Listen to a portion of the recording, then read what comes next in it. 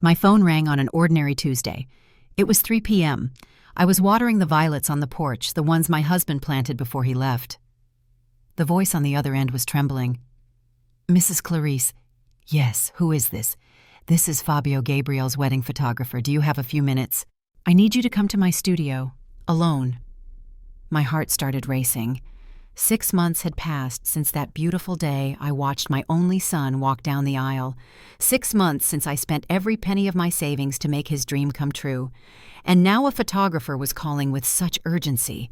"Did something happen to the photos?" I asked, trying to sound calm. "Ma'am," he took a deep breath, "I found something while reviewing the archives. Something you need to see before anyone else. Please don't mention this to your son yet. Trust me." I hung up my hands, ice cold. I grabbed my purse, that brown leather one I've had for 15 years, a gift from my Oswald, and left without telling anyone. Bianca, my daughter-in-law, was locked in her room. My room, actually. But that's a story for later.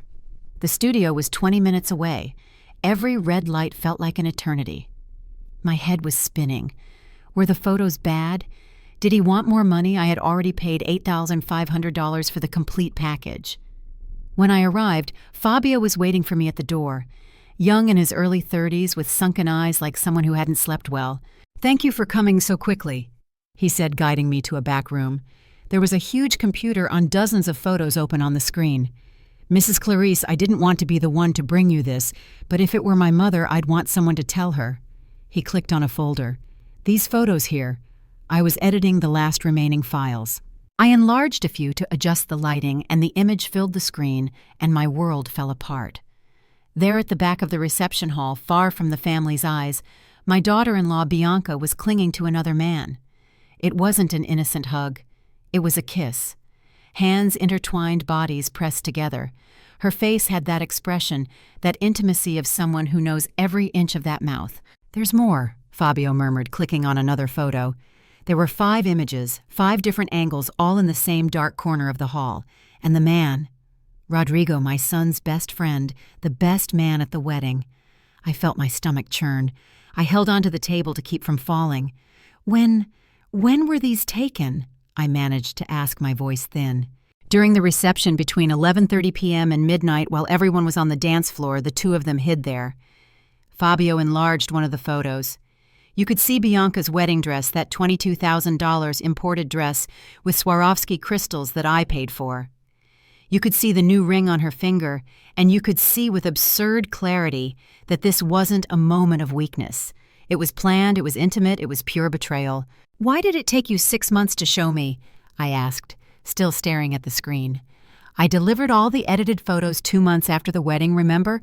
These were lost in the wrong folder on the server. I only found them last week. I wasn't sure if I should tell you, but I couldn't pretend I didn't see it." I took a deep breath. My throat burned. "Can you send me these photos?" He nodded and handed me a flash drive. "They're already on here, and ma'am, I'm so sorry." I left that studio in a daze. I got in my car and just sat there in the parking lot holding that flash drive like it was a bomb. My son had been betrayed at his own wedding, and I had paid $187,000 to finance the sham. But the worst was yet to come. Because when I got home that night and saw Bianca laughing on the phone in my living room, using my sofa drinking from my glass, I understood that this wasn't just betrayal. It was a scam, and I was right in the middle of it. If you want to know how a 67-year-old mother unmasks the cruelest lie of her own life, don't go anywhere, because this story is just beginning. And if you like real stories that could happen to any family, subscribe to the channel now. You won't want to miss what comes next. Let me back up a bit, because for you to understand the pain I felt in that studio, you need to know how it all started. I met Bianca 2 years ago. It was at a Sunday BBQ at my close friend Lourdes' house. Gabriel had come with me, grumbling as usual. My son was never one for family gatherings. He preferred to stay home on his computer, working late into the night at that tech company. 35 years old, single, too focused on his career. I had already given up hope of seeing grandchildren, but that day he seemed different, his eyes shining a wide smile, and next to him was a young woman with straight, waist-length hair, light eyes, and a floral dress that hugged her body. "Mom, this is Bianca." She hugged me with that scent of expensive perfume, the kind they sell in department stores. Mrs. Clarice Gabriel talks so much about you. It's a pleasure to finally meet you. 28 years old, an advertising executive living alone in a small apartment in Wicker Park. At least that's what she said. And I was enchanted. Because after 8 years alone since my Oswald left from that sudden heart attack, leaving me a widow at 59, I had forgotten how good it was to see my son so happy. Bianca started coming to my house. Every week there was a reason. She'd come for dinner, bring dessert, ask for a cake recipe, always with that sweet demeanor, calling me Mother. "Oh, Mother, can you teach me how to make that beef stroganoff that Gabriel loves? Mother, can I ask for your advice about my job? Mother, you're the mother-in-law I always dreamed of having." I melted. What an idiot. My house is in Lincoln Park, a good area of Chicago. 3 bedrooms, a large living room, a backyard with a huge oak tree that gives shade all year. Oswald bought this property 30 years ago when it was still being built. We paid for every brick with our sweat. When he died, he left me this and a $890,000 life insurance policy and savings. I lived off his pension and my own. I worked for 40 years as a high school English teacher. We never lacked anything, never had much left over, but it was mine, it was ours. Gabriel grew up in this house. Every room held a memory. The mark on the kitchen door frame where we measured his height every birthday, the chipped tile in the bathroom he made playing superhero, the wine stain on the living room wall from that unforgettable New Year's Eve. And Bianca. Bianca looked at everything with those eyes that assessed the price, only I didn't notice. I was too busy feeling like I had a daughter, because that's what she did to me. She gave me attention, made me feel important again. She called me every day. "Mother, how was your day?" She sent me messages with cute emojis.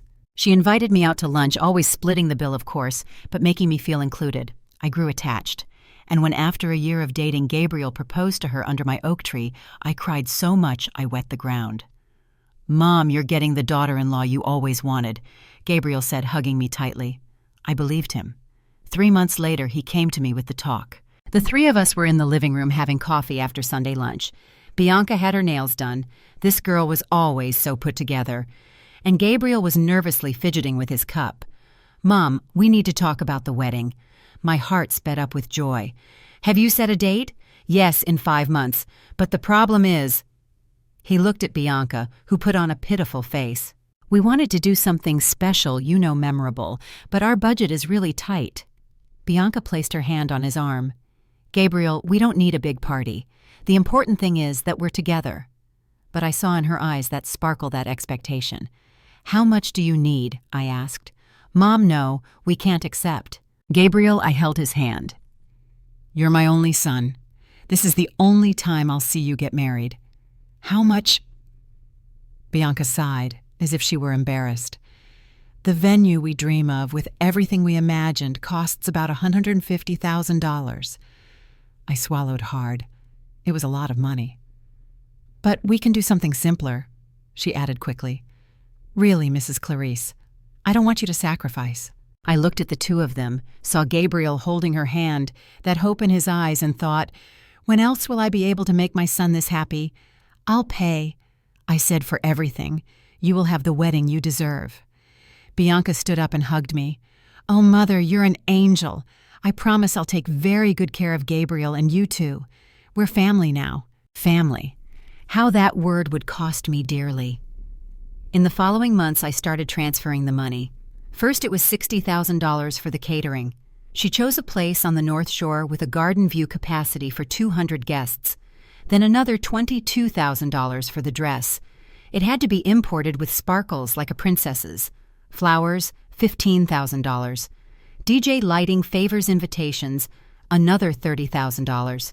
Photographer, $8,500.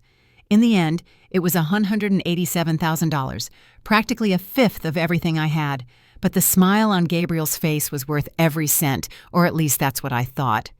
The wedding day was beautiful. Bianca was stunning in that sparkling dress. Gabriel cried when he saw her walk in. I cried with him. Rodrigo, his best friend since college, gave a touching speech as the best man. He talked about friendship, loyalty, about how Gabriel had found the perfect woman. Loyalty. What a bitter joke. The party was everything they promised. Plenty of food, loud music, people dancing until dawn. I was exhausted, but happy. I thought I had fulfilled my role as a mother. When their honeymoon was over, 15 days in Cancun, which they paid for themselves, the two would return, find an apartment, and get on with their lives. Except that's not what happened. And when the photographer's phone call came 6 months later, it all made sense. Every lingering hug from Bianca, every strange call she took, and left the room for every time Rodrigo showed up at the house just to visit the couple. They had used me. They had made my mother's love the fuel for their perfect scam. And the worst part, the farce was just beginning. Let me tell you the details of this wedding, because every choice, every expense, every decision was a trap that I myself helped build. 2 weeks after I promised to pay, Bianca showed up at my house with a leather-bound folder full of catalogs. She sat with me at the kitchen table, that wooden table where my Oswald and I planned our whole lives, and started showing me the options. "Oh, Mother, look at this dream." She pointed to photos of elaborate decorations, suspended white flowers, dramatic lighting of French carpet at the entrance. Every page she turned, my stomach tightened. The prices kept going up. "Bianca, isn't this a bit much?" She held my hand with that affectionate way of hers. "Mrs. Clarice, I know it's a lot of money, but you don't deserve a half-hearted wedding, do you? Gabriel is an only son. This is a once-in-a-lifetime thing. And look," she lowered her voice almost confidentially, "I don't have a mother. I lost her when I was 12. You are the mother I never had. I want this day to be special for you, too." I swallowed my tears. How could I say no to a girl who saw me as a mother? "Okay, let's do it right then." Her smile went from ear to ear. In the following days, Bianca took charge of everything. She scheduled meetings with vendors, took me along, but she was always the one who decided. "This caterer here is the best in the region, Mother. $60,000. But look at the menu. Shrimp cocktail appetizer, main course with meat and fish options, a dessert table." $60,000. I had never spent that much even in 5 years of grocery shopping. "And the cake. Look at this 5-tiered one with edible flowers. $400 or $500 for a cake." "The dress, Mother. I found the dress." She showed me the picture on her phone. A strapless dress full of beading, a long train. "It's imported from Italy, $22,000. But when Gabriel sees me walking down that aisle..." I watched the numbers piling up in my little notebook. I had already withdrawn $80,000 from my savings, and there was still half to go. But Gabriel was radiant. I had never seen my son like this. He worked all day, came home exhausted. But when Bianca showed him pictures of the preparations, he would hug her and say, "Mom, thank you. Seriously, you're making our dream come true." Our dream. How it hurt to hear that now, knowing the truth. The photographer was her idea too. "Mother, we can't just hire anyone. It has to be someone who captures every moment, every emotion. Fabio is the best. $8, $500 for the full package. Pre-wedding ceremony, reception, and post-wedding shoot. $8, $500 to take pictures." But I paid. I transferred the money to the account Bianca gave me. Her account, because it's easier to manage the payments, Mother. The flowers were $15,000. She chose white orchids, Lily's imported roses. "It needs to be sophisticated, Mrs. Clarice. The place is beautiful. It deserves a decoration to match." DJ lighting a big screen to show a video of the couple. Another $12,000. Personalized invitations on cotton paper with gold embossing. $3 $800. Favors little glass jars of organic honey with a personalized tag. $5 $200. I wrote it all down. Watched the money drain from my account like water down the drain. One night, 3 weeks before the wedding, Gabriel came to see me. He sat next to me on the sofa, that beige fabric sofa that Oswald and I bought when we moved in. "Mom, are you sure you're okay with all this? I know it's a lot of money." I ran my hand through his hair, already gray at the temples. "My boy, my only son. Gabriel, you gave me the best years of my life. Let me give you this gift." He hugged me tightly. "I love you, and Bianca loves you too. We're going to take care of you always. Always." The wedding day dawned sunny. May in Chicago, perfect temperature. I woke up at 5 a.m. I got my dress ready. I bought a simple navy blue one for $2,000, the only thing I chose myself, and went to the venue to help with the final details. When I got there, I was breathless. The place was transformed. Flowers everywhere, soft lighting, ambient music, tables decorated with cream linen tablecloths, and huge arrangements. There was even a chocolate fountain at the entrance. $187,000 materialized before my eyes.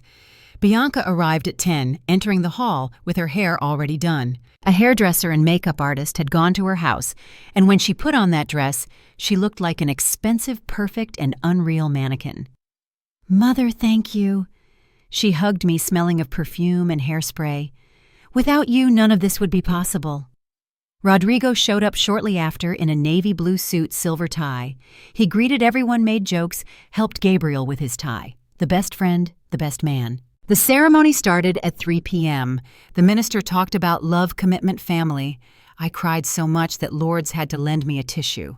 When the minister said, "I now pronounce you husband and wife," everyone applauded. Gabriel kissed Bianca in that passionate way, and she smiled as if it were the happiest day of her life. Maybe it was. After all, she had just snagged a fool and his idiot mother. The party went on until 2 a.m. Plenty of food, an open bar, a DJ playing everything. Rodrigo gave the best man speech. He talked about eternal friendship, about how lucky Gabriel was, about how Bianca was the perfect woman. I clapped, I laughed, I joked. Meanwhile, in the back of the hall, out of sight, the two of them were kissing. And no one saw, no one except Fabio's camera, which recorded it all by accident. When the party was over, Gabriel and Bianca left straight for the airport. 15 days in Mexico, a honeymoon they paid for with the money they saved. At least that didn't cost me. I came home in the early morning exhausted, feet aching, heart full. I thought I had done the right thing. But when they came back from their trip, everything changed. And that's when the real trap closed around me. The first 15 days after they came back from the honeymoon were strange. Bianca stopped by my house to show me the pictures from Cancun. Turquoise blue beaches, colorful drinks. Gabriel smiling. Everything seemed perfect. "Mother, it was amazing. Thank you again for making it all possible." She hugged me, but this time the hug was quick, mechanical. Gabriel was different too. Quieter. When I asked about work, he answered in monosyllables. "It's fine, Mom. Busy." I thought it was just post-trip fatigue. In the third week, Gabriel came alone for coffee. It was a Saturday morning, and I had made cinnamon rolls, the kind he's loved since he was a kid. "Mom, we need to talk." My stomach turned to ice. Whenever someone starts like that, nothing good follows. "What is it, son?" He fidgeted with his coffee cup, not looking at me. "It's just that Bianca's lease is up and so is mine.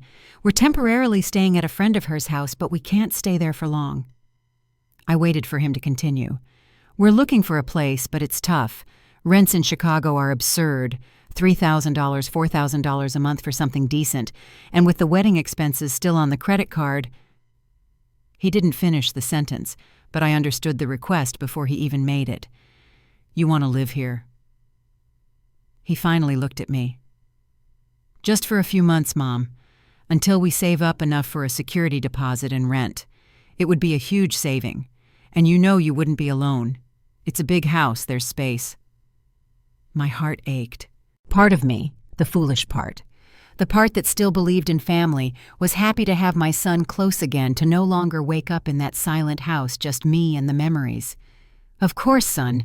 This has always been your home, too." His smile was one of relief. "Thanks, Mom. I promise it won't be an inconvenience. Bianca is organized, clean, quiet." "You won't even feel like we're here." A lie. They moved in on a rainy Thursday. They brought 3 large suitcases, boxes of books, clothes, objects. Bianca looked around the house as if she were appraising every corner. "Mrs. Clarice, can we use the back bedroom? It's the biggest." The back bedroom was my bedroom. The room I shared with Oswald for 30 years, the bed where he slept for the last time, the wardrobe that still held 2 of his shirts. I couldn't bring myself to donate. "Bianca, that's my room." "Oh, but are you using it?" she asked with that innocent tone. "Because if it's no trouble, we were going to sleep there. It has more space, more ventilation, and the front room is smaller but super comfortable for you." Gabriel appeared carrying a box. "Mom, it doesn't have to be right now. We can wait for you to get organized." But Bianca was already opening the bedroom door. "Wow, how nice. Look, honey, it even has a walk-in closet." I just stood there feeling the floor disappear from under my feet. "It's fine," I murmured. "You can have the room." It took me 3 days to move my things to the smaller front room. Every piece of clothing I took out of the wardrobe was a stab in the heart. Every object I wrapped in newspaper, the wedding portrait, the music box Oswald gave me, the crochet blanket his mother made was a piece of me being torn away. Bianca didn't even help. She stayed in the living room scrolling on her phone laughing at something. The first 2 weeks were quiet. Bianca would get up late, have coffee, stay in her room, or go out. Gabriel worked all day, got home at 8 p.m., had dinner, and went to sleep. I cooked, did the dishes, cleaned the house as always. But at the end of the 3rd week, things started to change. Bianca walked into the kitchen one Saturday morning while I was making lunch. She wrinkled her nose. "Mrs. Clarice, what is that smell?" "I'm making a pot roast." "A pot roast?" She made a face. "But it's so heavy and greasy. Gabriel is trying to lose weight. Didn't you know?" "I didn't." "Besides, the house smells like food all day. You need to open more windows, you know." I opened the window. I kept cooking. The next day, she reorganized my entire kitchen. I walked in the morning and didn't recognize anything. The containers I kept in the top cabinet were on the bottom. The pans that used to hang were gone. The spices I left next to the stove were inside a closed plastic box. "Bianca, why did you move my things?" She came out of the room tying her robe. "Oh, Mother, sorry. It was just so disorganized. I put it in a better order. Now it's more functional." Functional. My kitchen where I had cooked for 40 years had become functional. And that was just the beginning. In the following days, Bianca started complaining about everything. The TV in the living room was too old. "Mrs. Clarice, is that still a tube TV? Nobody uses those anymore." The furniture was outdated. "These leather armchairs are hideous. It looks like an old person's house." An old person's house. I was 67. The sofa was uncomfortable. The curtains let in too much light. The bathroom had mold in the grout. Every comment was a splinter, but I swallowed them because Gabriel seemed happy, or at least that's what I wanted to believe. One night, a month after they moved in, Rodrigo showed up. "Gabriel invited me to watch the game. Mrs. Clarice, is everything okay?" "Of course, Rodrigo, make yourself at home." But Gabriel wasn't even home. He was working late. Rodrigo sat on the sofa next to Bianca. The two of them watched TV, laughing, talking softly. I passed through the living room to get some water. I saw his hand on this arm of the sofa too close to hers. "Do you need something, Mrs. Clarice?" Bianca asked, smiling. "No, I'm going to bed." I closed the door to my room, the small room that wasn't really mine, and tried not to think about what I was seeing. But deep down, I already knew. I just didn't want to admit it, because admitting it meant accepting that my son had married a lie and that I had paid $187,000 to finance that lie.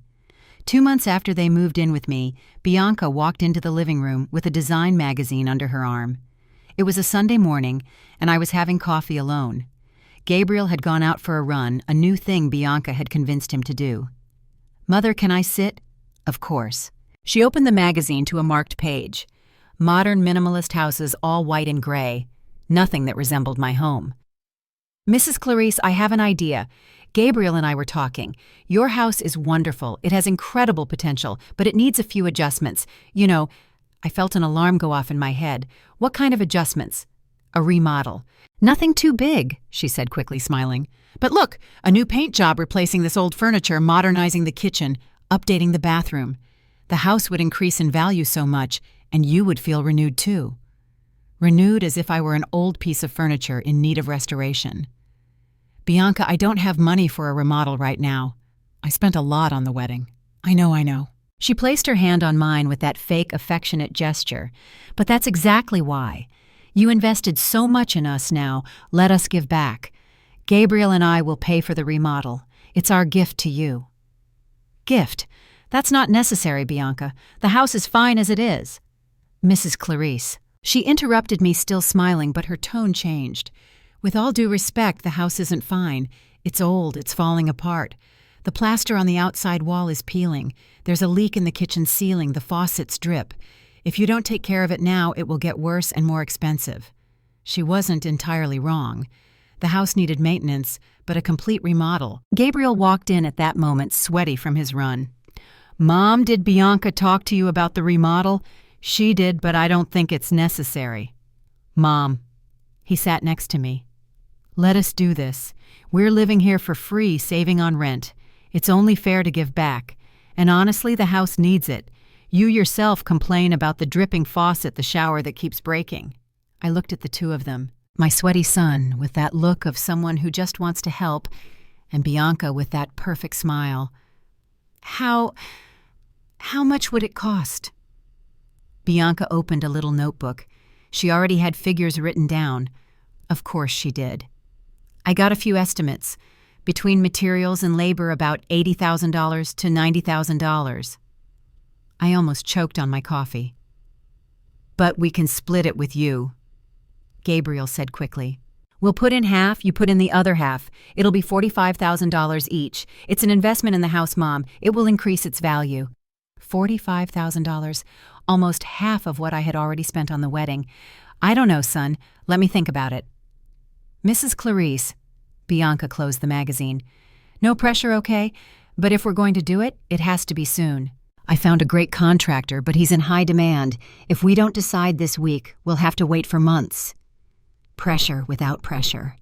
I spent 3 days thinking, looking at the walls of my house, at the floor that really was worn, at the dripping faucets, at the furniture that had 40 years of wear and tear. Maybe they were right. Maybe the house really needed it. On the 4th day, I agreed. "Okay, let's do the remodel." Bianca's smile was instant. "Oh, Mother, you'll see how beautiful it will be." Gabriel hugged me. "Thanks for trusting us, Mom." The next day, Bianca showed up with the contractor, a man in his 50s, named Gerson, with a clipboard full of papers. He measured, photographed, wrote everything down. Bianca followed him, pointing. "Here we'll knock down this wall. There we'll put in porcelain tile. This whole kitchen needs to be redone." Knock down a wall. No one had said anything about knocking down walls. "Bianca, wait. Knocking down a wall wasn't part of the plan." "Mother, trust me. It's to expand the living room. It will look so much more modern." Gerson handed over the final estimate, $95,000, $5,000 more than Bianca had said. "It's because it includes some upgrades," she explained, "like replacing the electrical wiring, which is old, essential for safety." Gabriel agreed with everything, and I went to the bank, withdrew my $45,000, and gave the money to Gabriel, who deposited it along with his share into Bianca's account. "It's to make the payments easier, Mom. Bianca is managing everything." The work began on a Monday. 3 men arrived at 7 a.m. with drills, jackhammers, bags of cement. The noise was deafening. The first few days, they just broke things. The wall between the living room and the kitchen came down. Dust everywhere, the smell of paint, cement, glue. And then they started moving the furniture. "Mrs. Clarice, we're going to have to move this old furniture out of here. It's getting in the way of the work," Gerson said. "You can put it in the backyard. I'll cover it with a tarp," I suggested. But when I went out to do some shopping and came back, half the furniture was gone. "Bianca, where is Oswald's armchair? That moss green leather one that was in the living room." She didn't even look at me, busy on her phone. "Oh, that one, I threw it away. It was too old, mother torn ugly. Nobody would want it." I felt the air leave my lungs. "You threw it away?" "Yes. And that wall clock, too, the one that chimed every hour. I gave it to Gerson. He said his mother likes those old things." The grandfather clock. The clock Oswald bought on our honeymoon in Aspen. The clock that chimed at 6 p.m. every day. And he would stop whatever he was doing just to listen. "Bianca," my voice came out trembling, "you had no right to do that. Those things were mine. They were Oswald's." She finally looked at me, and in that look for the first time I saw pure coldness. "Mrs. Clarice, with all due respect, they were old, useless things. If I had asked, you would have stalled and never let me throw them away.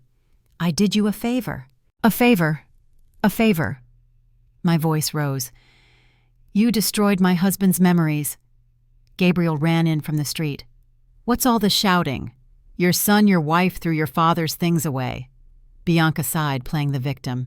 "Gabriel, I just got rid of that old armchair and a broken clock." "It wasn't broken," I screamed. "It worked perfectly." Gabriel looked at me, then at her. "Mom, it was an accident. Bianca was trying to help." "Help Gabriel?" "That armchair was where your father sat every Sunday to read the newspaper, where he sat on his last night before... I couldn't finish. The tears came. Gabriel came closer. "Mom, I know, but it was just an armchair." "We can buy another one like it." "Just an armchair." I looked at my son, and for the first time I didn't recognize him. "Get out of here," I murmured. "Mom." "Get out of here." He left. Bianca too. I heard the door to the bedroom. My bedroom slammed shut. I was left alone in the destroyed living room. Walls without plaster dust covering everything, the empty space where the moss-green armchair used to be. And I realized they weren't remodeling my house. They were erasing my history. The remodel took 2 months. 2 months of noise-dust strangers coming in and out of my house. 2 months of watching every familiar corner being destroyed and rebuilt into something I didn't recognize. When they finished, Bianca called me to see the result. "Mother, come and see. It looks amazing." I came out of my little room because that's what it had become, a cramped little room where my bed and a wardrobe barely fit, and went to the living room. I stopped at the door and wanted to cry. Everything was white. White walls, a white sofa, light gray curtains. The hardwood floor that Oswald had chosen, the one with the warm tone of reclaimed wood, had been covered with cold gray porcelain tile. The wall between the living room and the kitchen no longer existed. It was all integrated, open, soulless. The furniture was new, modern, without a story. "So isn't it wonderful?" Bianca spun around with her arms open as if she were showing me a palace. "It's different," I murmured. "Different. It's modern. Look at this LED lighting these neutral colors, this space. Now the house has value." Value. Gabriel appeared carrying boxes. "Mom, look how cool. It looks like a new house." It really did. And that was exactly the problem, because that was no longer my house. It was their house. In the following days, Bianca imposed more changes. "Mrs. Clarice, now that the house is beautiful, we need to keep it organized right." She stuck a sheet of paper on the refrigerator. I made a schedule of chores, days to clean each room, mealtimes, kitchen rules. Rules in my own house. "Look here, dinner is always at 7 p.m. No leaving dishes in the sink after 9. The trash needs to be taken out every night. And here," she pointed to the paper, "I put that you're responsible for lunch since Gabriel and I work, but we'll take turns with dinner. Okay." She didn't wait for an answer. She left. I looked at that sheet. My life now controlled by the schedule of a 28-year-old girl. I started to feel like a guest. I would wake up early, make coffee in silence, clean the house, prepare lunch. Gabriel left at 7, came back at 8. Bianca woke up late, worked on her laptop, went out to run errands. Rodrigo started showing up almost every day. "Hi, Mrs. Clarice. Is Gabriel here?" "No, he's at work." "Oh, then I'll wait. Bianca said I could come over." He would come in, sit on the new sofa. He would sit there laughing with Bianca, watching series, asking for a glass of water, as if he were family. One afternoon, I passed through the living room and saw the two of them very close. She had her laptop on her lap. He was leaning over, looking at the screen, his hand on the back of the sofa, too close to her shoulder. "Do you need something, Mrs. Clarice?"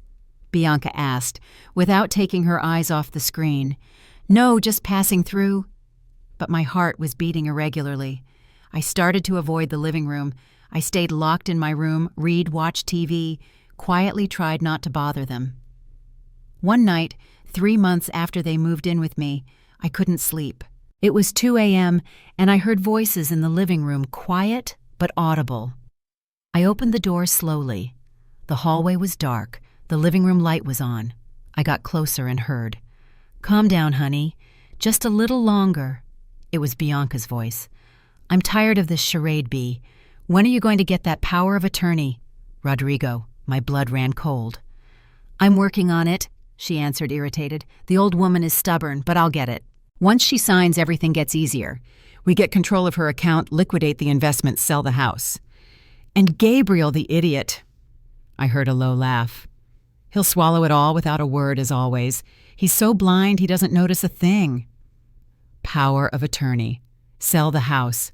Gabriel, the idiot. I went back to my room without a sound. I sat on the bed, shaking. They were planning to rob me, and my son knew nothing. The next day I acted as if nothing had happened. I made coffee, cleaned. The house smiled when Gabriel said good morning. But my mind was racing. I needed proof. I needed to be sure before I made an accusation. A week went by. Bianca was nicer, suspiciously nice. "Mother, I'm making a special dinner tonight. Invite your friend Lourdes, call everyone. Let's celebrate the new house." On Saturday, she set a beautiful table. Food, wine, dessert. Gabriel was happy. Lourdes and 2 other couples came over. In the middle of dinner, Bianca clinked her glass. "Everyone, I'd like to make a toast to Mrs. Clarice, who welcomed us with open arms to family and to the future." Everyone applauded. I forced a smile. After dinner, when everyone had gone home, Bianca and Gabriel called me into the living room. "Mom, sit here." My stomach tightened.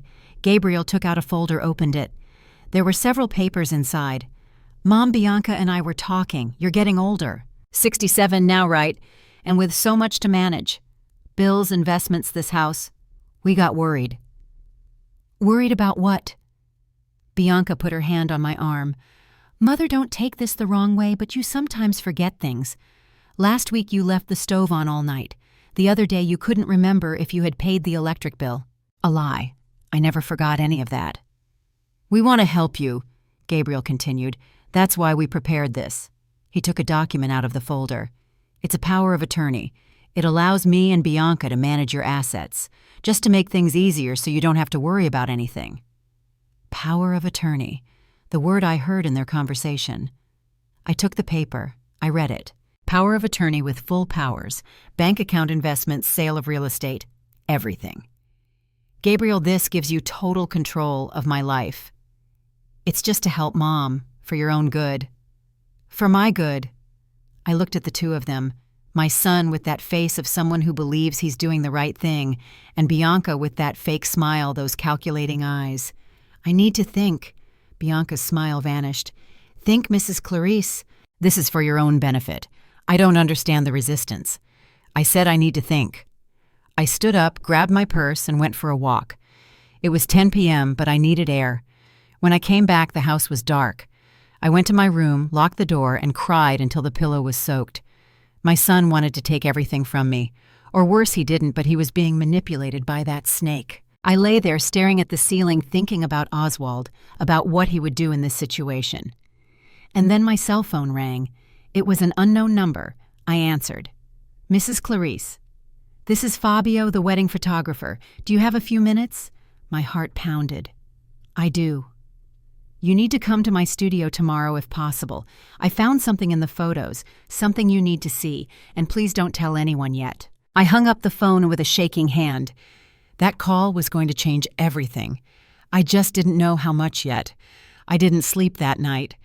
I lay staring at the ceiling of my little room, thinking about the photographer's call, the power of attorney, the conversation I'd overheard between Bianca and Rodrigo. It was all starting to connect, but I still didn't have the final piece of the puzzle. The next morning, Tuesday, I waited for Gabriel to leave for work. Bianca was in her room still sleeping. She always woke up late. I put on my jeans, a discreet blouse, grabbed my purse, and left quietly. Fabio's studio was in Wicker Park, a 20-minute bus ride. I got off at the stop, went up 2 flights of stairs, and rang the bell. He opened it almost immediately, looking even more tired than before. "Mrs. Clarice, thank you for coming." We went inside. Same room, same computer on, but this time he had more files open. "I didn't want to do this over the phone," he began, pointing to a chair. "What I'm about to show you is complicated." I sat down, clutching my purse tightly. He clicked on a folder. The photos I'd already seen appeared Bianca and Rodrigo kissing in the back of the hall. "You've seen these, but there's more." He clicked on another folder. A sequence of photos appeared. Bianca and Rodrigo at different times during the party, talking near the bar, laughing in the garden, their hands intertwined under the table during dinner. This was going on the entire wedding. It wasn't a moment, it was the whole night. My breathing grew heavy. But what unsettled me the most, Fabio continued, was this. He opened an enlarged photo. Bianca was with her back to the camera, talking on her cell phone away from the party. The photographer had caught her by accident. I was able to read her lips. I took a lip-reading course to work with the hearing impaired. Look what she's saying. He traced his finger across the screen, following the movement of her lips in the photo. I did it, honey. She paid for everything. Now for step 2. I felt the floor drop out from under me. There's more. Look at the time on this photo, 11:40 p.m., just a few minutes after she cut the cake with your son. Honey. She called someone honey during her own wedding. Who was she calling? Fabio clicked on another photo. Rodrigo, at the same time, standing alone in the parking lot. Cell phone to his ear, smiling. They were talking all night, Mrs. Clarice. By phone, by text, while your son was celebrating his wedding. I closed my eyes, feeling a wave of nausea. I can give you all these photos, Fabio said softly. But before you do anything, you need to be sure what you're dealing with. This isn't just cheating. It looks planned, premeditated. I opened my eyes. I know. I heard them talking. They're trying to get me to sign a power of attorney. Fabio turned pale. Power of attorney. I told him everything. The remodel, the discarded belongings, the manipulative living situation, the conversation I'd overheard in the middle of the night. He shook his head. Mrs. Clarice, this is a scam. Financial fraud targeting the elderly. It has a name, family fraud. I've heard of cases like this. But my son Gabriel, he doesn't know anything. He wouldn't do this to me. I know. That's why you need solid proof before you talk to him. Because when you accuse her, she'll deny it. She'll say you're confused, senile. And what if your son believes her? He didn't have to finish the sentence. What do I do? Fabio thought for a moment. Do you have money saved up to hire a private investigator? I do. Then hire one quickly. Get concrete evidence recordings, photos, documents, anything that links her and Rodrigo. Then find a lawyer, make a plan, and only then, when you have everything in hand, you confront them. I left the studio with the flash drive in my hands and a certainty in my heart. I wasn't going to let this go. I spent the afternoon researching. I found a private investigator online, Eduardo Marconi, 5-star reviews. I sent a message. He replied in half an hour. I arranged to meet him at a coffee shop the next day. Eduardo was a man of about 45, graying hair, experienced eyes. He sat across from me and listened to everything without interrupting. Mrs. Clarice, I'll be direct. This is a classic case. I've seen dozens of situations like this. A grifter gets close to someone with assets involves. The family manipulates them, takes everything. Can you get proof? I can, but it will cost $4,500 to start. Surveillance recordings, a complete background check on her. 2 weeks of work. $4,500. More money coming out of my account, but it was an investment. It was survival. Can you start today? He smiled. I already have. I looked her up on my way here. Bianca Ferreira Costa, correct. I nodded. She has a history. 3 previous relationships with older men. All ended with lawsuits or out-of-court settlements for misappropriation of funds. She's a professional at this.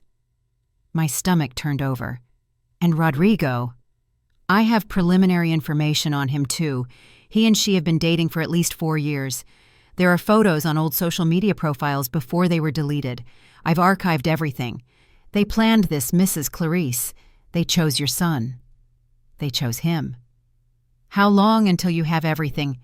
10 days. I'll follow her record conversations, get everything. You'll have enough ammunition to end this scam. I left the coffee shop with my head spinning. 10 days. Just 10 more days. I went home. Bianca was in the living room painting her nails. Where have you been, Mrs. Clarice? The doctor. I lied. Is everything okay? It is. I went to my room, locked the door, sat on the bed, and took a deep breath. That night, Gabriel came home early. He called me into the living room. Bianca was there smiling. Mom, have you thought about the power of attorney? I looked at them both, forced a tired smile. I'm thinking, son.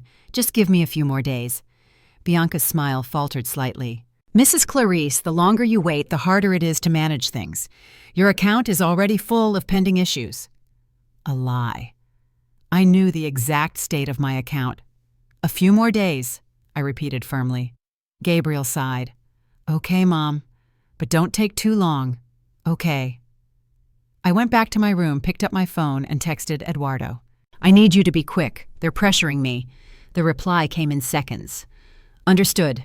I'll speed up the process. The next 10 days were a silent hell. I acted normal. I cooked, cleaned, smiled when I had to, but inside I was planning my counterattack. Eduardo sent me daily updates, photos of Bianca meeting Rodrigo at hotels, audio clips of their conversations, planning the scam, and the worst of all, a recording of them laughing, saying I was an old, naive woman easy to manipulate. When I heard that, I cried alone in the bathroom, but the tears soon turned to anger. On the 10th day, Eduardo sent me the complete file. A 50-page report, photos, audio clips, a timeline of everything. It's all here, Mrs. Clarice. Now you need a lawyer. I made an appointment with Dr. Marcelo Tavares, a specialist in family law and property crimes. He read the report and shook his head. Mrs. Clarice, you have a very strong case. I can help you protect your assets. And more, you can sue her for fraud, identity theft, misappropriation. She could get 2 to 6 years. I don't want to sue. I just want her away from me and my son. He thought for a moment. Then let's do something different. Let's confront her publicly with evidence in front of the family. That way she'll have no way to deny or manipulate. How, doctor? Marcelo smiled. Leave it to me, but you'll need to be brave and be ready to see the truth explode. 3 days later, everything was ready. I was going to deliver the final blow, and this time, I wouldn't be the victim. The audio files arrived on a Thursday morning. Eduardo emailed them to me with a warning, Mrs. Clarice, prepare your heart. This is going to hurt. I was home alone. Bianca had gone out to run errands. Gabriel was at work. I put on my headphones, lay down on the bed in my little room, and pressed play. Her voice came through clear and crisp. She was on the phone, probably with Rodrigo. Honey, relax. It's all under control. The old woman is in the palm of my hand. One more little push, and she'll sign that power of attorney. A pause. He must have been responding. I know it's taking a while, but it's worth it. The house is easily worth $1.5 million, plus the $800,000 she has saved up. Once we have access, we'll liquidate everything and get out of here. My stomach churned. $1.5 million, $800,000. They knew everything. Her voice continued lower, almost intimate. And Gabriel, oh sweetie, he doesn't suspect a thing. He's so silly, so straight-laced. He believes everything I say. When we're done with this, I'll file for divorce, make up a story that he cheated on me, take half of everything, and we'll disappear. Laughter, both of them laughing. I agree, honey. It was the best idea we've ever had. Marry the idiot, gain the mother's trust, steal everything. Genius. I stopped. The audio took off the headphones and just lay there staring at the ceiling. Idiot. She called my son an idiot. And worse, she called the scam their best idea. I wiped away the tears, took a deep breath, and kept listening. The second audio was even worse. Rod, you should have seen her face when I threw out that armchair. She almost had a fit. Laughter. But it was for the best. We had to erase everything of that old man's. The house is ours now. When we sell it, no one will remember it was hers. No one will remember it was hers. My house, my history, my life, all reduced to an obstacle to be erased. The third audio was a conversation between Bianca and Rodrigo in person. Eduardo had managed to record it at a restaurant where they met. How much longer do we have to put up with this charade? Rodrigo asked, annoyed. Another month at most. As soon as she signs, we move the money, put the house up for sale, and invent an emergency like a family illness, whatever. We disappear. And Gabriel, I'll leave him a letter saying it didn't work out, that I fell in love with someone else. He'll suffer a little, he'll cry, but he'll get over it. Men always do. Rodrigo laughed. You're cruel. No, honey, I'm smart. I turned it off. I couldn't listen anymore. Eduardo had sent me 12 audio files, 12 different conversations, all with the same tone, mockery, calculation, cruelty. But there was more. In the report, he detailed the entire history of the two. Bianca and Rodrigo had been dating for 4 years. They met at a bar in Chicago. She worked small-time scams, feigning interest in older men, taking their money and disappearing. Rodrigo was a failed real estate agent, deep in debt. The two teamed up and created a scheme. She would seduce men with assets, marry them, or get close to their family, get power of attorney, or access to their assets and disappear. Gabriel was the third target. The other two had given up on suing out of embarrassment, but Eduardo managed to contact one of them, a 60-year-old businessman named Mario. He confirmed everything. Bianca had gotten close, married him at City Hall, gained access to his accounts, and disappeared with $120,000. "She's a professional." Mario told me over the phone, his voice tired. "She's studied. She knows exactly what to do, what to say. I fell for it. My children warned me. I didn't listen. I lost money and dignity." I hung up the phone with a heavy heart. Gabriel was being manipulated by a criminal, and I had been the bridge. Eduardo also investigated the introduction between Bianca and Gabriel. He found out it was staged. Rodrigo knew Gabriel from the gym, became his friend, struck up conversations, found out he was the only son of a widowed mother with assets. He introduced Bianca to him on purpose. Everything was planned, every step, every word, every smile. On the 12th day, I sat with Dr. Marcello in his office. He read the full report, listened to the audio clips, and slammed his fist on the table. "Mrs. Clarice, this is a crime! Aggravated fraud! Criminal conspiracy. You can and should press charges. I don't want a lawsuit. I want justice. I want everyone to know who she is, especially my son." He thought for a moment. "Then we'll set up a public ambush. Gather the family present, the evidence, leave her with no way out."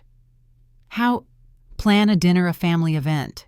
Invite the people who matter, relatives, close friends. During the dinner, we'll show everything. Photos, audio documents in front of everyone. She won't be able to deny it." I felt a shiver. What if she runs? She won't. People like her are driven by ego.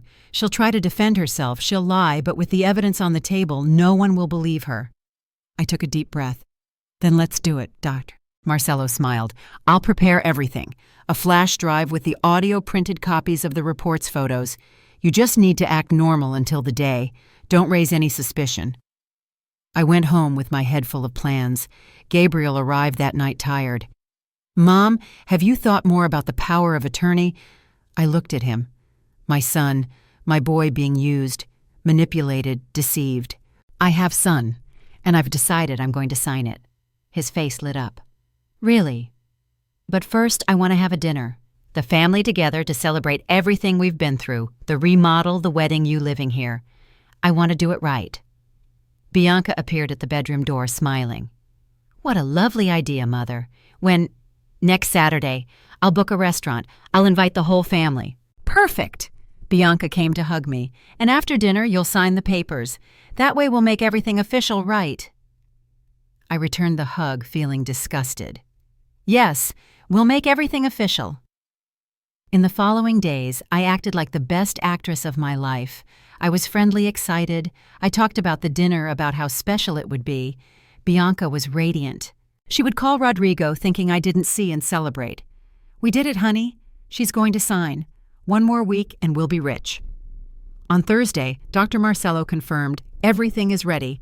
Restaurant booked, evidence printed, audio edited, and captioned, all on a flash drive. Even a discreet videographer to record the moment. "Mrs. Clarice, just one more thing. Are you sure? Because after this bomb goes off, there's no going back." I looked at him. "I'm sure." On Saturday morning, I woke up with my heart racing. I put on my best dress, the navy blue one I wore to the wedding. I got ready, put on lipstick, put my hair up. When Bianca saw me, she laughed. "Wow, Mother, you're all dressed up. Are you this happy to sign the papers?" I smiled. "I'm happy because today is the day of truth." She didn't understand the weight of the sentence. The restaurant was in River North, an elegant place with a private room that Dr. Marcello had booked. I invited my friend Lord's Aunt Vera Cousins, close friends, 12 people in total. And of course, Rodrigo was on the list too.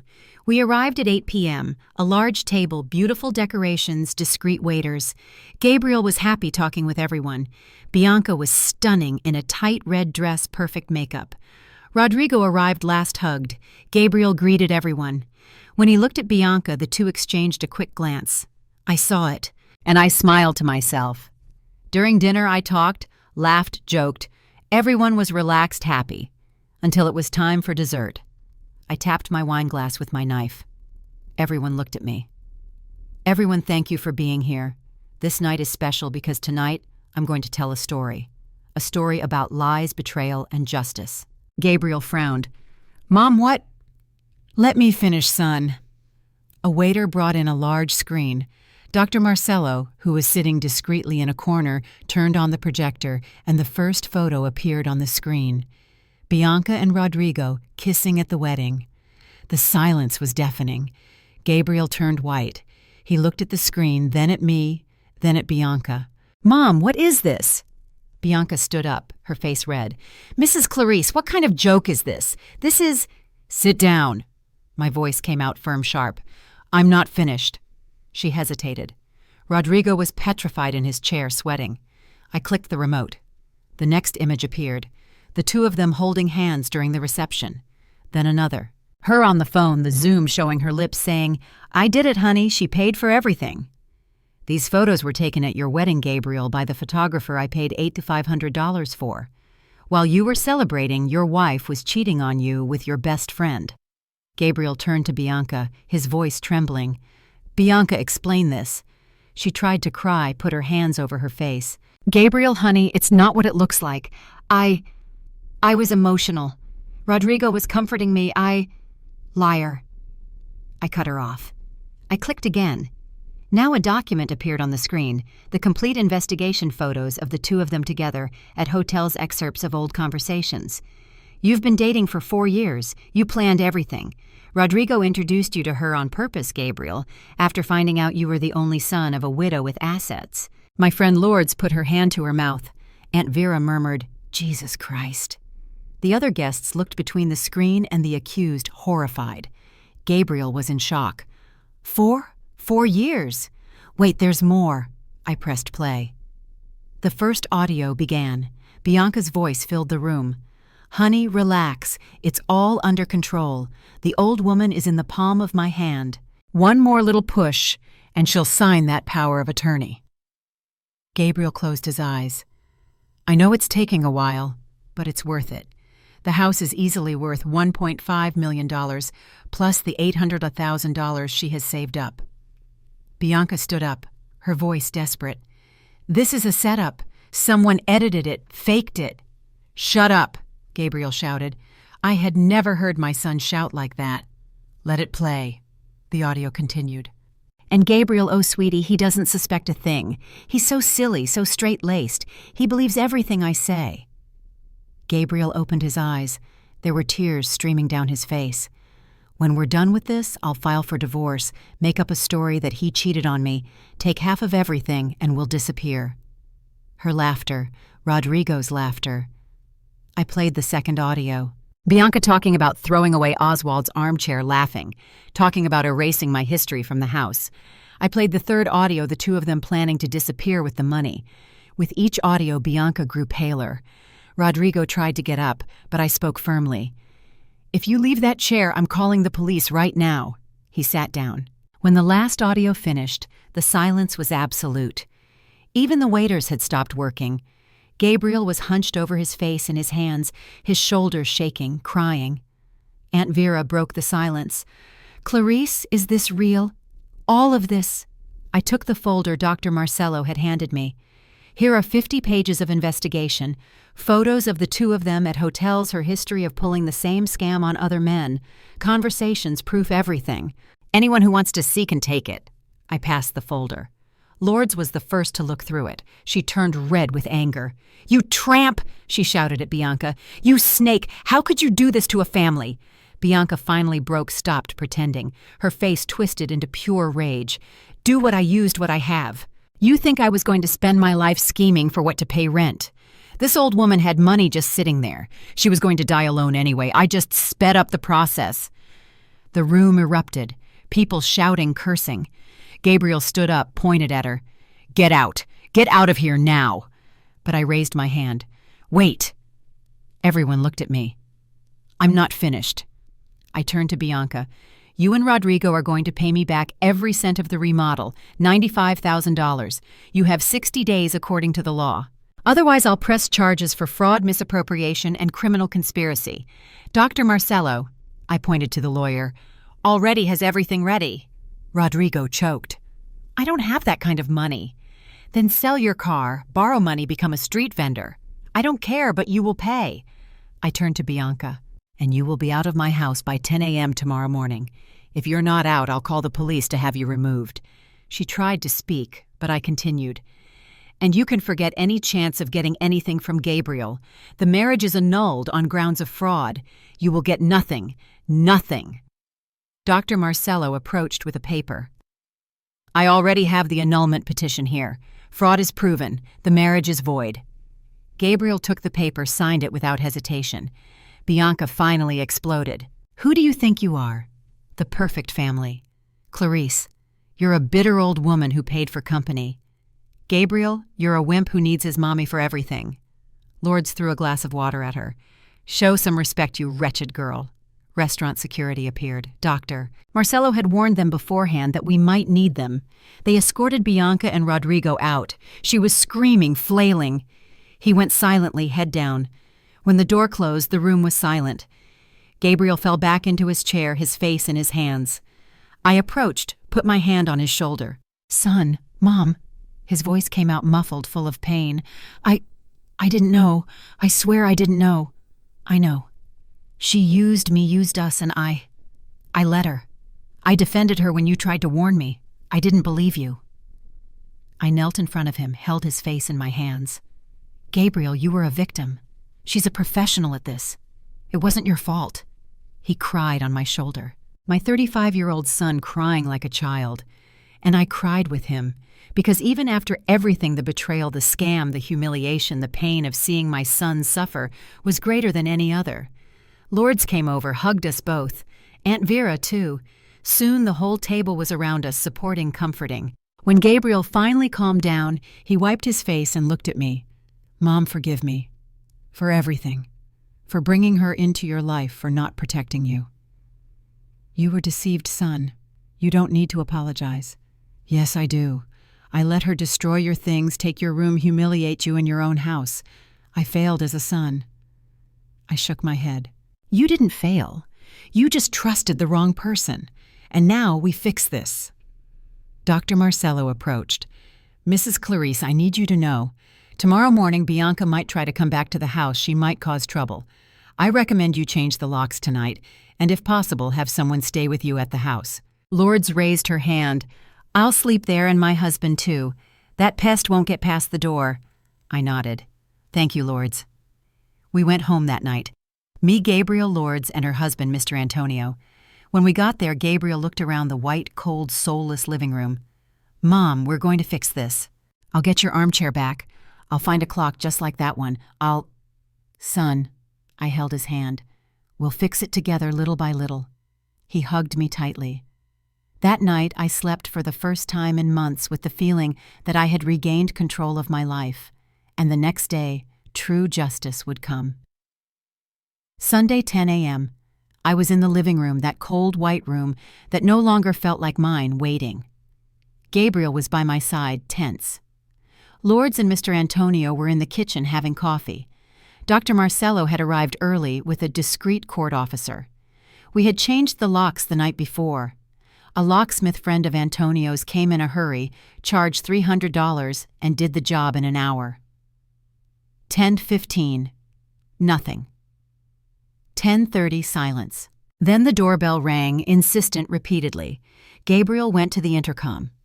Who is it? It's me. Open this door. Bianca's voice was hysterical. Your things are inside in suitcases. You can get them at the door. I live there. You can't keep me out. Dr. Marcello approached the intercom. Ms. Bianca, this is the family's attorney. You have an eviction order for marriage fraud. Your belongings will be delivered now. If you attempt to enter by force, the police will be called." Silence on the other end. Gabriel went down with 3 large suitcases, everything that was hers. He put them by the door. I opened it just enough to pass the suitcases outside. Bianca was there, hair disheveled, makeup smeared, clothes wrinkled. Nothing like the perfect woman from weeks ago. "Gabriel, please." She tried to grab his arm. "We can talk. I can explain." He pulled his arm away. "Don't touch me. I love you." That was all nonsense. It was 4 years, Bianca. His voice came out firm, hard. "For 4 years, you planned this. You used my mother, humiliated her, destroyed my father's memories, and you called me an idiot, a fool." She tried to cry, but no one believed her. "You have 60 days to return the $95,000 for the remodel," Gabriel continued. "If you don't pay, my mother will press charges, and this time there will be no deal. You'll go to jail." "I don't have that money." "Then find it. Sell your designer clothes, your jewelry, your perfumes, I don't care." He went back inside, slammed the door in her face. We heard her screaming outside for another 5 minutes. Then silence. She was gone. Gabriel leaned against the door, breathing deeply. "Is it over?" "Not yet," I replied. "There's still Rodrigo." Dr. Marcello confirmed. "He has until tomorrow to respond to the notification. If he doesn't, we'll file the lawsuit." The next day, Monday, Rodrigo showed up at Dr. Marcello's office. Gabriel and I went with him. He looked terrible. Dark circles under his eyes, unshaven, wrinkled clothes. "I don't have $95,000, he said, his voice trembling. "Not even half of that." "Then you'll have to get it," Dr. Marcello replied coldly. "Sell your car, your condo, borrow money." "My condo is mortgaged. My car is worth $20,000 at most. I can't pay this."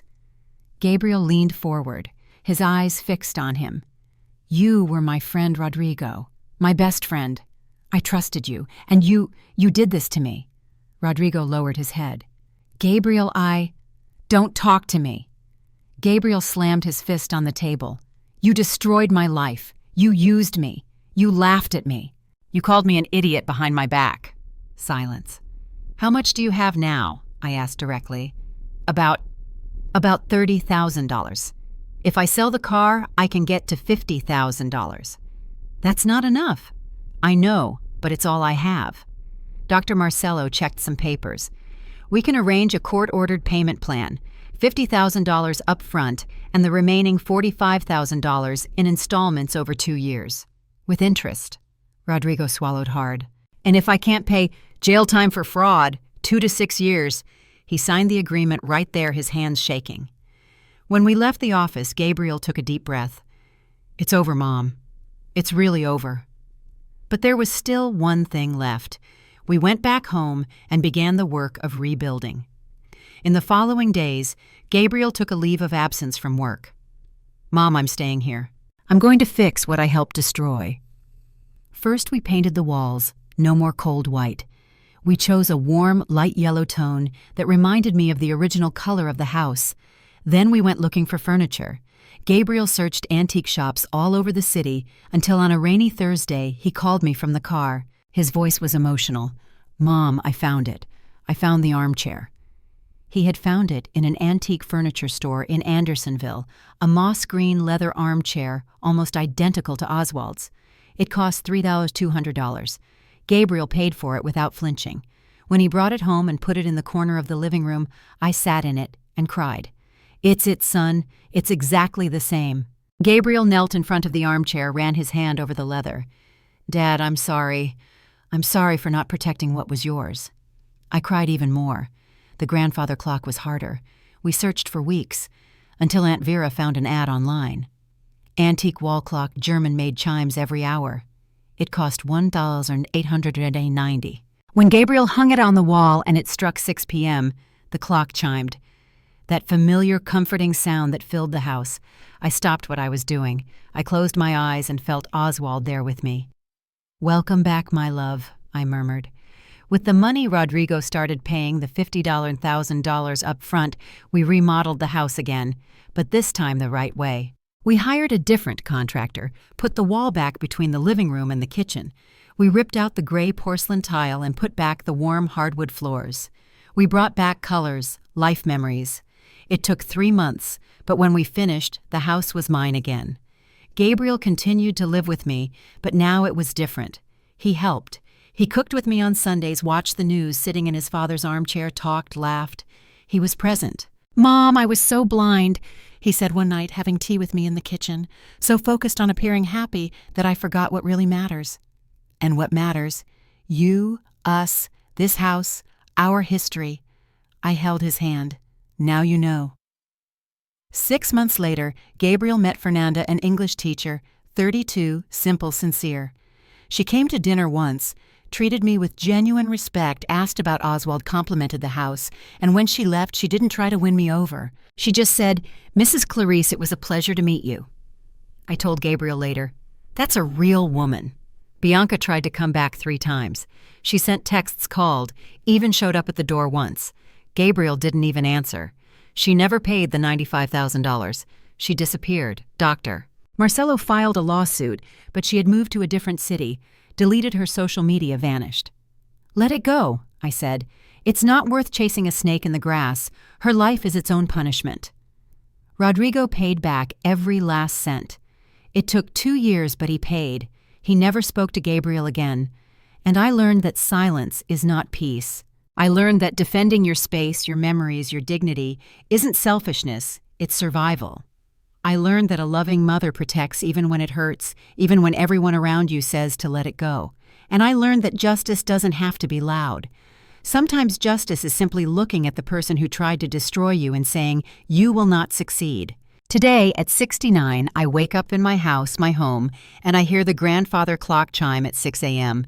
I have coffee with Gabriel. We cook together on Sundays. Fernanda comes to visit, and when I sit in the moss-green armchair, I run my hand over the leather and look at the portrait of Oswald on the wall.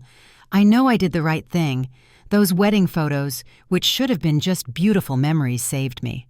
Or rather, they showed me who truly deserved to be by my side, and who needed to be cut out of my life so I could breathe again. A year has passed since that night at the restaurant. A year since I unmasked Bianca and Rodrigo in front of the whole family. And you know what happens after the dust settles. Life goes on. But it's different, more aware, more careful. Gabriel started therapy. It was his idea, not mine. One Tuesday morning he was having coffee with me and said, "Mom, I need to understand how I let this happen.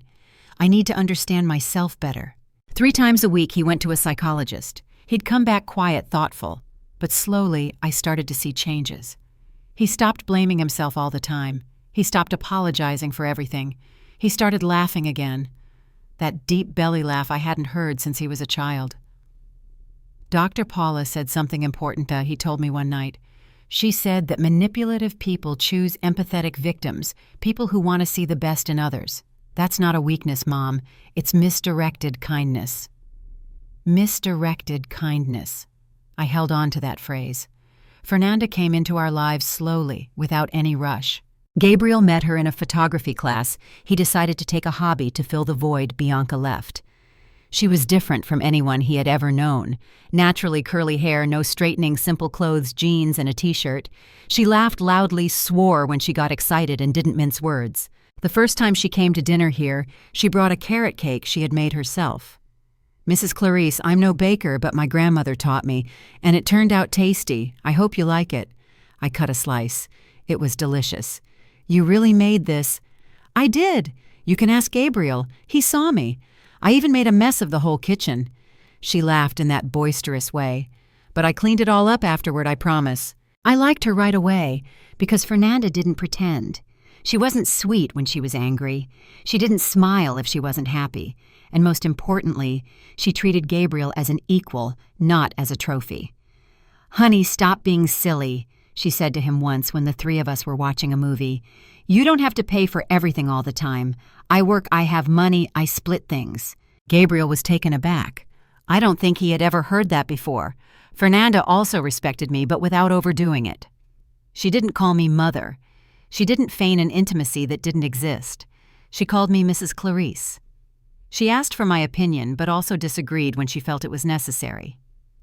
"Mrs. Clarice, with all due respect, "I think you went a little heavy on the salt in this meat," she once said, laughing. "But the rest is divine." I laughed too, because she was right. The house slowly returned to normal. Gabriel and I together reclaimed every corner. At an antique fair, we found a dark wood cabinet, just like the one Bianca had thrown out. $250. Gabriel carried it to the car by himself, sweating. "It's worth it, Mom. Every drop of sweat is worth it." We put old photos back on the walls. Oswald young holding a baby Gabriel. Oswald and I at our wedding. Gabriel graduating from college. We hung the lace curtains I had stored in the closet, the ones Bianca thought were old-fashioned. Now they were back, filtering the afternoon light, making the living room cozy. And we planted a new crabapple tree in the backyard next to the old one. 2 generations. 2 stories intertwining. "When this one grows," Gabriel said, watering the sapling, "it will bear fruit for my children, your grandchildren." Grandchildren. My heart warmed. Rodrigo paid the last installment on a Thursday in October. Exactly 2 years since everything happened. Dr. Marcello confirmed it by phone. "Mrs. Clarice, it's over. The debt has been paid. $95,000 back, every cent." "What do you want to do with the money?" Gabriel asked. I looked around the house, looked at him. "Half goes into savings. The other half we'll use to finish fixing up the house and maybe take a trip. Me, you, and Fernanda. How about that?" He smiled. "That would be amazing." We went to Aspen, the same place Oswald took me on our honeymoon. We stayed in a simple lodge, ate fondue, walked along the cobblestone streets. Fernanda held my arm as we walked up a steep hill. "Mrs. Clarice, thank you for including me. I know this trip has a special meaning for you." "It does. And that's exactly why I wanted you here, because you make my son truly happy." She squeezed my arm, smiling. On that trip, on a cold July night, the 2 of them called me out to the balcony of the lodge. "Mom, we have something to tell you." Gabriel was nervous. My heart sped up. "What is it?" Fernanda showed me her hand. A simple, delicate ring. "We're getting married." I looked at the 2 of them, at her nervous smile, at his hopeful eyes, and I hugged them both, crying, "Congratulations, truly congratulations." "Mom, we want to do something small," Gabriel explained. "No big spending, no extravagance, just close family in the backyard of the house. Simple. And you don't have to pay for anything," Fernanda added quickly. "We're already saving up. It'll be our way with no burden on anyone." I held both of their faces. You have no idea how joyful it is to hear that. The wedding took place 6 months later. 15 people in the backyard. A simple dress that Fernanda bought at a downtown shop for $200. Gabriel's suit that he already owned. A homemade buffet that we made together, me, Fernanda, Lourdes, and Aunt Vera. The minister who married them was the same one who baptized Gabriel. A half-hour ceremony, emotional, genuine. When the minister said, "I now pronounce you husband and wife," I looked up at the sky and felt Oswald there smiling. "We did it, my love," I murmured. "Our boy found the right person." Gabriel and Fernanda moved into a small apartment 10 minutes from my house. $2,000 a month in rent, 2 bedrooms, a balcony with plants. "Mom, we'll visit every week," Gabriel promised, "and you'll have lunch with us whenever you want." And they kept their promise. Every Sunday they were here, or I was there. We cooked together, watched movies, talked. Fernanda taught me how to use messaging apps, how to make video calls, how to look up recipes on my phone. "Mrs. Clarice, you need to modernize a bit, but without losing your essence, okay?" I laughed with her because she was right. We never heard from Bianca again. She completely vanished. Lourdes said she heard a rumor that she had gone to Miami trying to pull the same scam on another family. "Let her go," I said. "Sooner or later life will catch up with her. It always does." And it did. 2 years after Gabriel's wedding, I received a call. It was a lawyer from Washington, D.C. "Mrs. Clarice, do you know a Bianca Ferreira Costa?" My blood ran cold. "I do." "Why?" "She's been arrested, aggravated fraud. She scammed a businessman there, gained access to his accounts, stole $400,000. He had recordings evidence. She got 4 years in prison." I hung up the phone. I stood there processing. 4 years in prison. I told Gabriel that night. He was silent for a while. "I feel sorry for her," he said finally. Not for her, but for the person she could have been if she had chosen to be honest. Wisdom. My son had grown up, and I learned that rebuilding isn't quick. It's not easy. It's brick by brick. It's day after day, choosing not to give up. I learned that true family isn't who uses you. It's who stays when everything falls apart. It's who helps you get back up. And I learned that justice exists. Sometimes it's slow, sometimes it comes in unexpected ways, but it always arrives. Today, as I write this story, or rather as I tell this story to you who are listening, I am 69 years old. I have white hair that I no longer hide wrinkles that I wear with pride, hands that shake a little but still hold firmly to what is mine. I am sitting in the moss-green armchair, the same one my Oswald used to sit, in the same one Bianca threw away, and Gabriel recovered. Next to me on the small wooden table is a steaming cup of coffee. On the wall, the grandfather clock has just struck 4 p.m. Gabriel is in the kitchen with Fernanda, the two of them preparing dinner. I can hear their laughter, the clatter of pots and pans, the sound of life happening. And I look around this house, my house, and I think of everything I've been through. Some people might hear this story and think, poor woman, she was deceived, robbed, humiliated. But you know what I say? I wasn't a poor woman. I was a warrior. Because I could have stayed silent. I could have signed that power of attorney, handed everything over, become invisible in my own life. I could have swallowed the humiliations, accepted the version Bianca wanted to impose. The forgetful, confused old woman getting in the way of the young couple's life. But I didn't accept it. And that's the first lesson I want to leave with you. Silence is not peace. Silence is disguised fear. When you stay silent in the face of injustice, you are not being understanding. You are being complicit in your own destruction. And I refuse to be complicit. Some people will say, "Oh, but you spent so much money, you suffered so much. Was it worth it?" And I answer, yes, it was worth it. Because I recovered something that no amount of money can buy my dignity. I learned that a mother's love is not synonymous with being a doormat. Loving your child doesn't mean accepting everything, swallowing everything, financing everything. It sometimes means saying no. It means setting boundaries. It means teaching through pain what respect is. Gabriel needed to learn that lesson, and he learned it the hard way, but he learned. Today he is a different man, more attentive, more grateful, more present. He looks at me and truly sees me not as the mother who solves problems or finances dreams, but as Clarice, a woman, a widow, a survivor. And that is priceless. I also learned that manipulative people study their victims. Bianca didn't choose me by accident. She saw a lonely widow and only son, established assets. She saw an opportunity and acted with surgical precision. That's why I say, be careful of those who arrive promising too much, of those who call you mother before building a real relationship, of those who want access to your life, your accounts, your home too quickly. True intimacy is built over time. Haste is a sign of ulterior motives. I look at the flash drive I still keep in a drawer, the one with the wedding photos, the audio clips, all the evidence. Sometimes I think about throwing it away, but I don't, because it reminds me of what I'm capable of when I decide to fight back. You are stronger than you think. Even when the world tries to convince you that you're too old, too confused, too weak, you are not. You are exactly what you need to be to survive.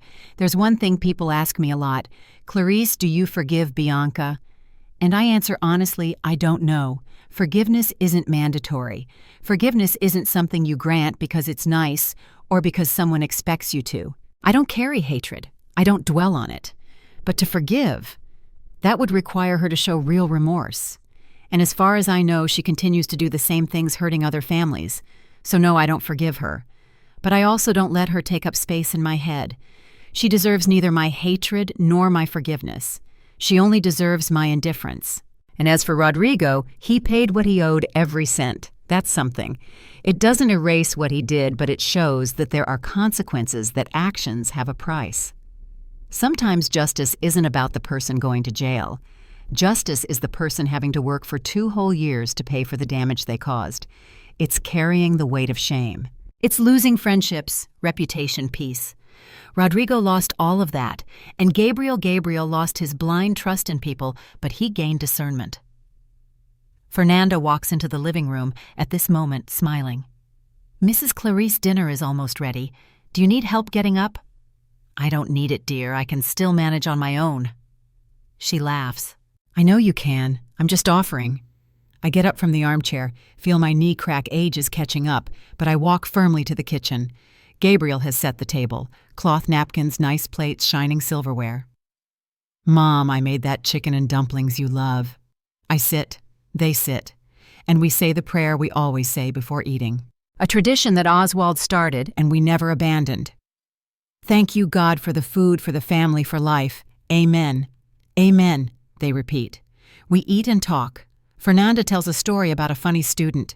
Gabriel talks about a new project at work. I listen, I participate, I laugh, and I realize this is wealth. Not money in the bank, not a big house, not an imported car. This moment, this table, these laughs. After dinner, when they leave with long hugs, kisses on the forehead, and a promise to come back on Sunday. I'm alone in the house, but I don't feel lonely. I turn on the radio. An old song is playing, the kind Oswald loved. I dance alone in the living room, running my hand over the furniture, feeling the texture of the wood, the leather of the armchair, the fabric of the curtains. All of this is mine. All of this I protected. All of this I reconquered. And when the grandfather clock strikes 6 p.m., I stop dancing. I look at the portrait of Oswald hanging on the wall. My love, I did it. I protected our home, I protected our son, and I protected myself. I don't know if it's my imagination, but I swear I see his smile get a little bigger in the photo. Then I go to the window open. It feel the cool night air come in, and I think of you who are listening to me now. If you are going through something similar, being manipulated, disrespected, diminished within your own home, know this: you have the right to fight back.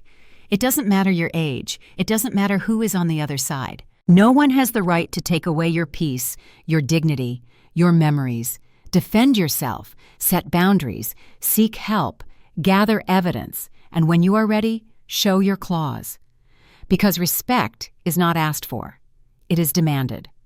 And one last thing, the most important of all, you are not alone. There are more people going through this than you can imagine. More mothers being manipulated by daughters-in-law, more sons being deceived by spouses, more families being destroyed by cold-hearted grifters. But there are also more people surviving, fighting back, winning, and you can be one of them. I close the window, turn off the living room lights, and go to my room. That small room that was too small, but now I'm back in the large room, my room where I sleep in peace. I lie down in bed, pull up the crochet blanket that Oswald's mother made, close my eyes, and sleep with the clear conscience of someone who did what needed to be done. Those wedding photos, which should have been just beautiful memories, showed me the truth. And the truth, however painful it may be, always sets you free. Good night. And remember, dignity is non-negotiable. If this story touched your heart, if you saw yourself at any point in this journey, or if you know someone who needs to hear this, leave your comment below. Tell me where you are watching from. I want to know that this story reached you. And if you believe that real stories like this need to be told, that we need to talk about manipulation, about boundaries, about respect within families, leave a like and subscribe to the channel.